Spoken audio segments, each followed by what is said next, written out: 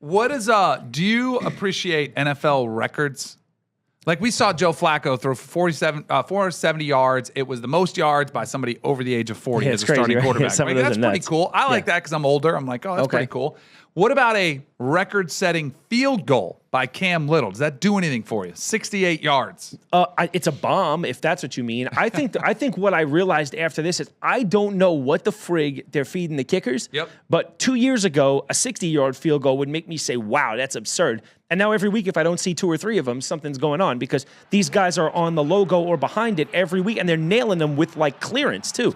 Like, that thing goes from 71. You know what I mean? I don't know what they're doing. I'm almost wondering if it's like you think baseball, the juice ball era or the saws era. Like, what are these guys tell you what doing? It is. Tell me. The flexibility programs or something like that? No. So did you know that starting this year, the NFL K-ball rule, do you remember that? Yeah, so it used to have the special balls, same NFL ball, but it have a little K on it that was just for the kickers, right? Mm-hmm. So the rule change for 2025 is that teams can now prepare kicking footballs before game day, which the previous rule limited preparation to a 90-minute window on game day. That is, this huge. was one of my least favorite things about playing in the NFL was the ball. Now, I played before the quarterbacks were even allowed to do that. So you get these brand new, slick footballs that were all over your pumped fingers. Up, pink all over your fingers. The PSI was like at 16. I don't know, whatever it was. They were hard as a rock. They were slippery. I absolutely hated them. And I think it was Peyton Manning and Tom Brady who campaigned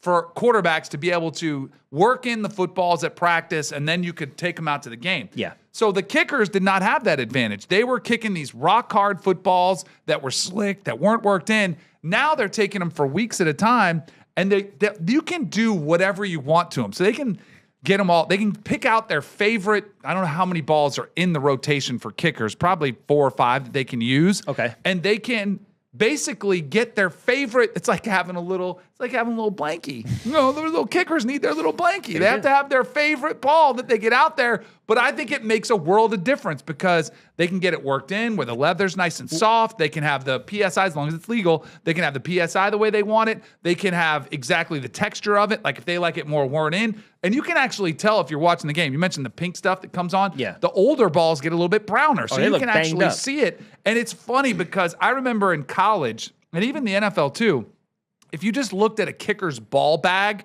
they were a little bit more rounder, rounder, and, so they and slick, smooth, like the pimples are worn off. Yes. Yeah. So now that they can manipulate the balls for the first time, I think that has done an unbelievable job for these kickers. And of all the things you said, it's the PSI is everything, right? Like if you can blow that thing up like a balloon, where that thing can just get air and go, I think that's the biggest thing. It's the same deal. It's that'd be something I'd be interested to hear. This as vital as it is that they check the quarterback footballs. Obviously, we had the deflate gate thing, and ever since then, it's been something that people paid attention to. If the PSI, if it's just a free-for-all where you can find the PSI that works for you, and these guys aren't even looking at it, I'd be honest, I hate it. Yeah. I hate the idea that you barely got to play any defense. If you got the lead with 25 seconds to go and kick the ball off, they need to get 17 yards and they can kick a field goal to beat you. I hate that. Yeah. I don't like that the kickers have this much influence over the game. They're so good now. I think they almost do need to move the goalposts closer together, make some sort of tweaks so that they could do it because it is becoming an issue. You know what else I think helps the kickers? Kickers are basket cases, right? Yeah, They're mental basket cases. Absolutely. I think the fact that they get to have their footballs like a little security blanket, I think that helps them mentally feel like I can make any kick out there. I think it helps them mentally. Yeah, I mean, we've seen it with everybody, and you're 100% right. The kickers are the ones who need the therapy out of all of us, man. It's that it's true. You could have a guy like a Justin Tucker, who's for 15 years, he's on the ball, he's on point, nothing can fluster him, and then he misses one, and 1 turns to 2, and 2 turns to 3, and it's not because he can't physically do it. I mean, we watched Butker do it this year. Yeah. Butker has been an absolute Mariano Rivera for the last 7 or 8 years for the Chiefs, and through weeks 1 through 6, every week he was missing one, and you could tell. In our field, we have something we call paralysis by analysis. You get on the field, you overthink, and you almost cripple yourself.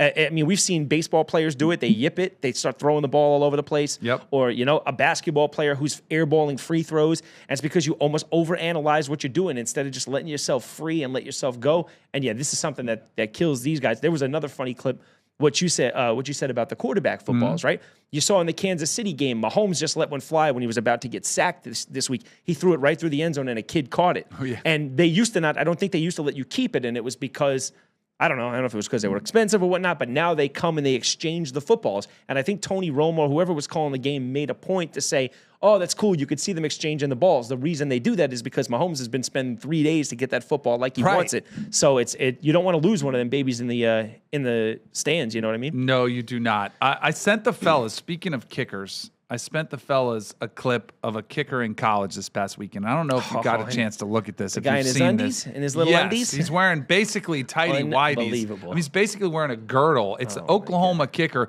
who did drill 2 55-yarders. You better drill him. If you come out to the field like that and don't drill him. And Kirk Herbstreit was on it. Yeah, this is the clip right there. The Kirk Herbstreit was on it because he said this should be a penalty, which I totally agree with. But the length of these shorts, this is not even a football uniform.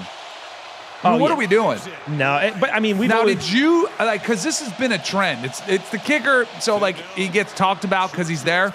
There have been a lot of football players recently who have really pushed the envelope with the short shorts. Yeah. Like they're like 5-inch. Like Lululemon has 9-inch, 7-inch, 5-inch. These are like 5-inch shorts.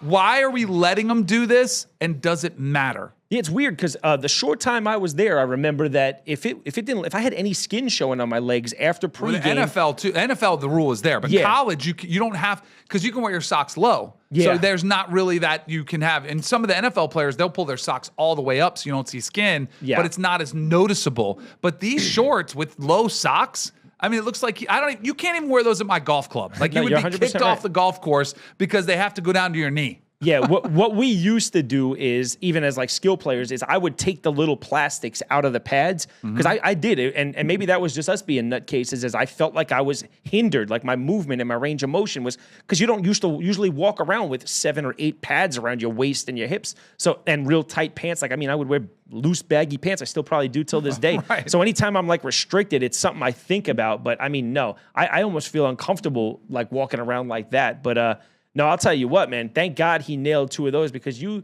come out there in those little babies and you miss 2 of them. You're putting yourself out there to get killed. If I'm another coach playing Oklahoma, I'm telling the officials, hey, you're going to call a penalty on that. What's the penalty? I don't know. Equipment violation? Yeah, I would think so. I don't even know if it's officially, but I'm trying to get into his head. Is what I'm saying. We're talking about how soft they are. What sucks about it is when I see a guy like that, I want to hit him. Like, oh, okay, you're going to come out here and not wear pads. Make I want him to play smack football. you. Yeah.